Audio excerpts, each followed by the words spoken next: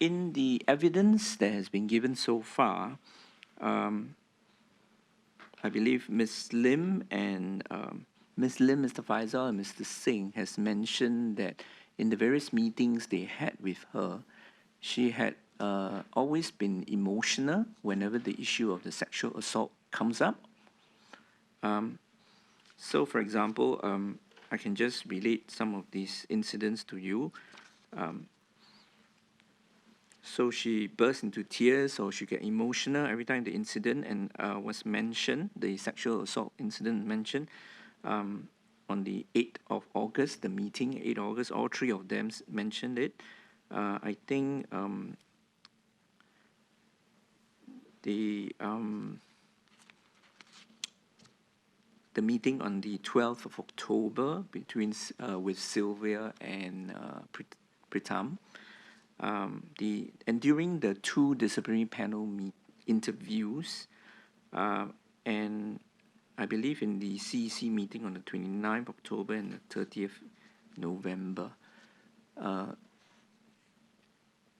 how would you reconcile the fact that she is constantly emotional whenever this incident is mentioned during those occasions? How would you reconcile this with your earlier findings that she is not affected by any post-traumatic trauma or dissociation? I'd like to clarify that my testimony is that she does not have post-traumatic stress disorder. I did not say that she did not have some symptoms of being psychologically traumatized. What I'm saying is that it did not reach the threshold of a psychiatric disorder.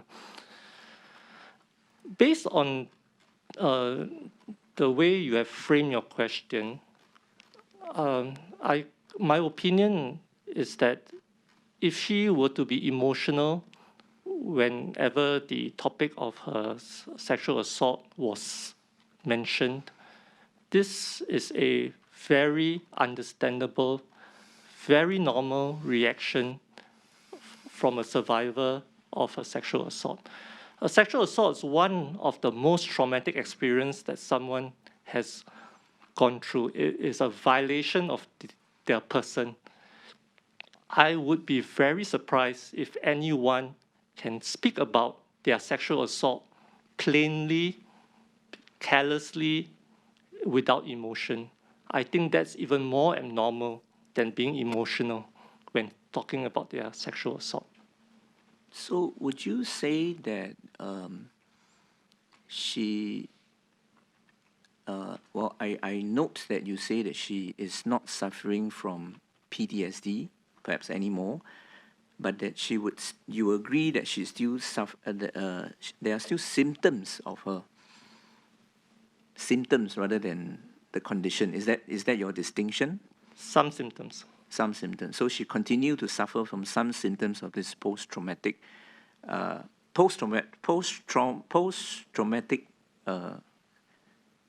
symptoms, whichever way you call it. So you agree with that? If I may just give an analogy, if I can use an analogy, when a person goes for a major exam, a person may have anxiety. So they have the symptom of anxiety, you know. It doesn't mean they have a generalized anxiety disorder or a panic disorder, which is a psychiatric illness. Yeah. And each time they go for a high-stakes exam, they may still continue to have anxiety. So in the psychiatric profession, we always put in this criteria that the symptoms, when present, must be able to reach that intensity and that persistence that impairs the person's functioning.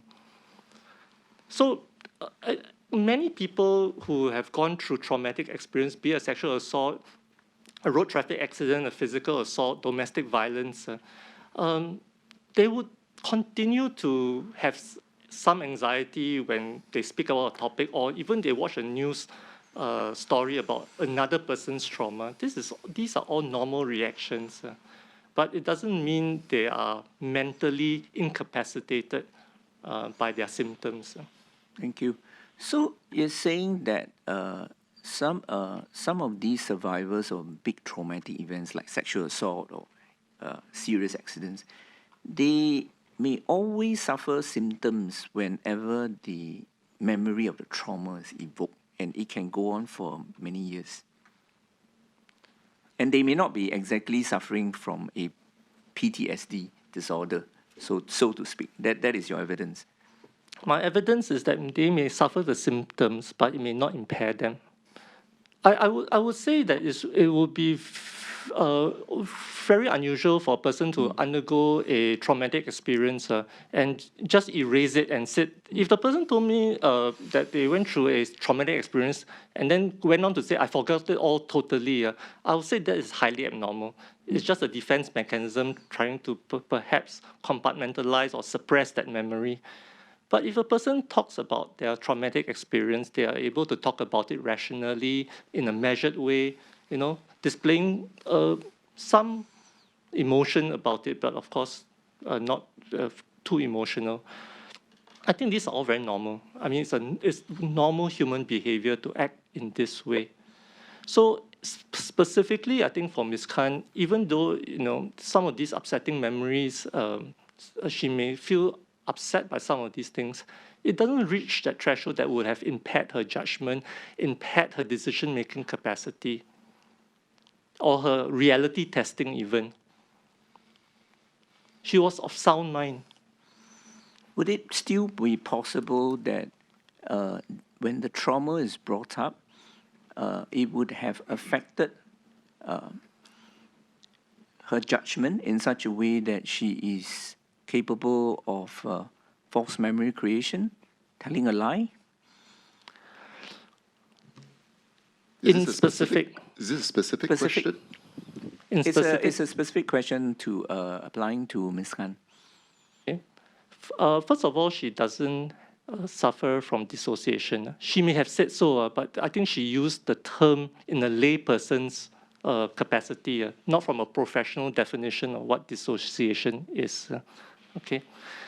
So my testimony is that she does not suffer from dissociation or traumatic dissociation for that matter. Okay. I do not think that even when she speaks or the topic of her sexual assault was mentioned, it affected her so severely that she lost her mental capacity. Perhaps not losing mental capacity, but lapses of judgment? Telling a lie, for example? Could you exclude that definitively? Okay, so in the Handbook of the Mental Capacity Act, it is said that people can make bad judgments. And making bad judgments doesn't mean it is due to mental illness. Any normal human being can make bad judgments. But it could be due to the trauma. The bad judgment could be due to the trauma. In specific, for this particular instance, I do not think so.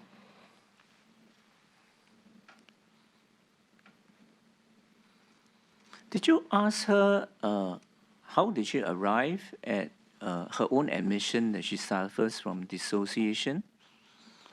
If I recall correctly, she said that her psychotherapist told her that she had dissociation.